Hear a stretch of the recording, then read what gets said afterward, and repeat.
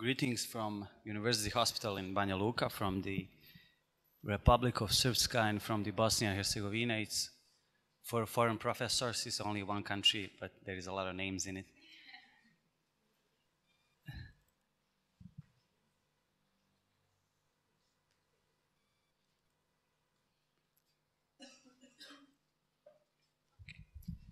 Our patient was a male patient, right-handed, 37 years of age at the time he was diagnosed with this condition. Radio and TV electrician, it's only a fancy name. He was a hand for all kind of electrician devices, home devices. Married and a father of one child with no significant data from previous personal or family history. Actually, disease onset goes way back at the age of 20. At the time, patient was mobilized on the first line of a battlefield. And right-sided peripheral facial weakness were noticed. Symptoms resolved spontaneously. For some while after that, he was without symptoms, normally involved in everyday activities. First symptoms after that were noticed around year 2000 when patient assessed a little bit of bilateral facial weaknesses. As he described it, he wasn't able to whistle as strong as he could before, and altered sensation in the fingertips. These symptoms were really mild and were neglected from the patient. He would describe them as something, doing the job of the electrician, he was often exposed to a lot of static electricity and the little electroshock, so he would, these altered sensation in the fingertips describing as the normal part of his everyday activities, from somewhat being often electrocuted that could change sensibility in the fingertips. What is very important to stress out is the fact that whole history of the disease were very slow and mildly progressive.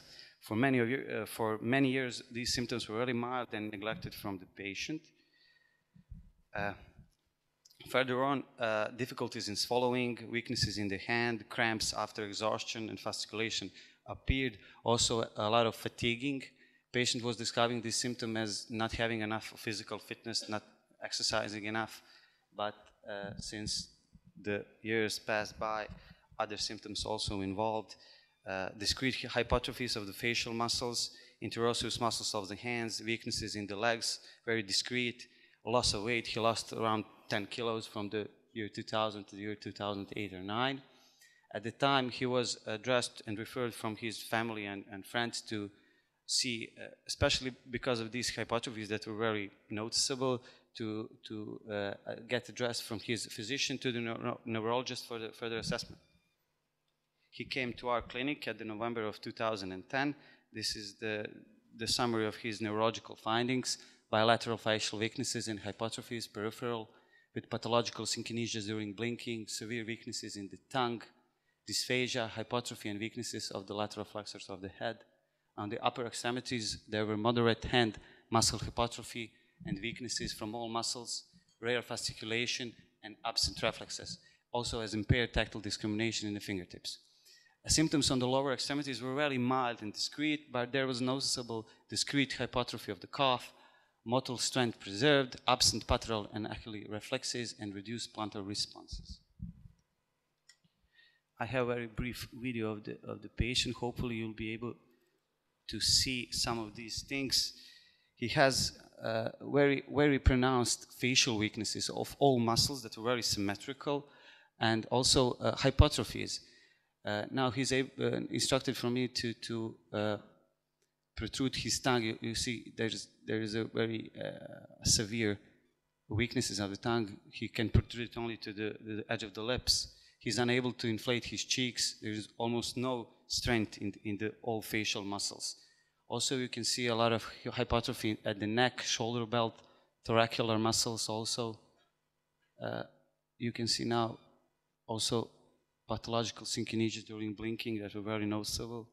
This video goes on and on. I think that since we are running out of time, I will be cutting them off. So I have a couple of more pictures here where you can see that there are very severe hypertrophies, generalized hypertrophies, more prominent to the proximal musculature and to the face, also followed by severe weaknesses without any sensitivity symptoms of any kind. On the hand, also you can see very prominent hypertrophies and weaknesses in the hand. Additional ancillary testings were performed. Standard hematology and biochemistry were normal. Thyroid hormones also normal. Serum B12 levels normal. Cytological and biochemical findings in the cerebrospinal fluid were normal. Serum proteins also normal. Antibodies for Lyme negative. In the immunology, we detected anti-dsDNA very mildly increased but positive. Hepatitis C and B antigens negative. MRI of the head and cervical spine were normal. Not many information from these tests.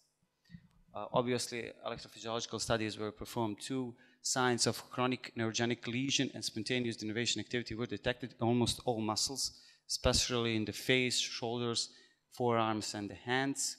Nerve conductive studies slightly reduced combined motor and sensitive nerve action potentials on the right extremities, together with mild slowing of the sensory conductance velocities.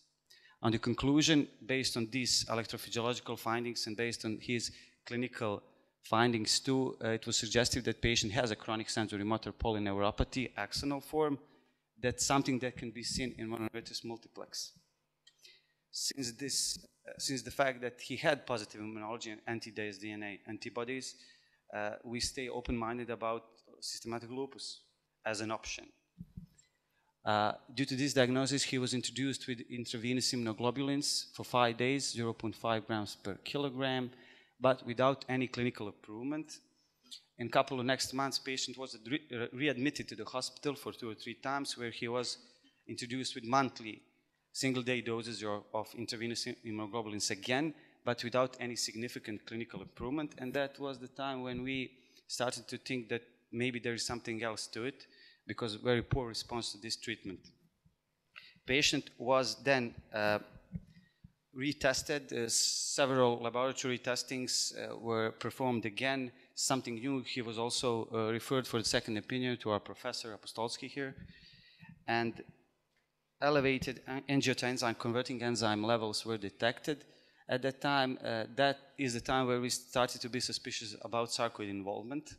We readmitted the patient again to the hospital and done series of somatic findings to see is there any other systems involved concerning sarcoidosis, skin, kidneys, eyes, lungs. For that matter, we also done CTs of the chest that were normal, no signs of mediastinal or peripheral lymphadenopathy, no signs of interstitial pulmonary involvement, skin changes, anything. Since this all was normal, it was unusual for sarcoidosis to not have any granulomas anywhere in the body and just pure peripheral nervous system involvement. Nevertheless, because of some clinical features like bilateral facial weaknesses and the course of the disease, we introduced the patient to the corticosteroid treatment.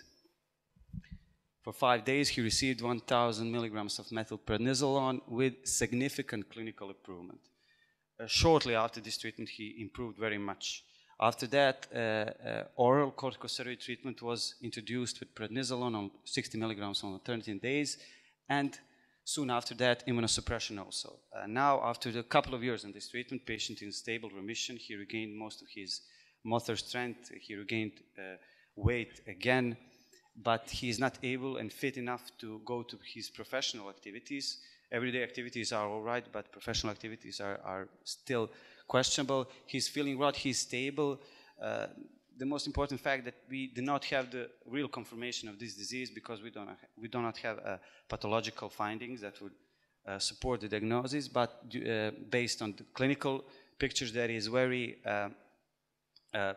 that could be found in sarcoidosis, good treatment to the corticosteroids, we can say probably he has sensory motor chronic polyneuropathy due to neurosarcoidosis. What is most important to stress out here is the fact when we have a patient with active sarcoidosis with involvement of other systems who develops neurological symptoms, then it's easy to say he has a neurosarcoidosis. 2 and 2 together put, it's very easy. But in this case, when we have initial symptoms, neurological symptoms, and through whole course of the disease, he has only neurological involvement, no other systems are involved. It is very posing and challenging to say that he has sarcoidosis. It's very difficult to come up with this diagnosis. So he's not interested anymore to going further with these etiological findings, and he's stable, he's satisfied with the way things are now. So we are open to suggestions if there's anything else that we could do to maybe be more sure that this is neurosarcoidosis involvement of the peripheral nervous system. Thank you.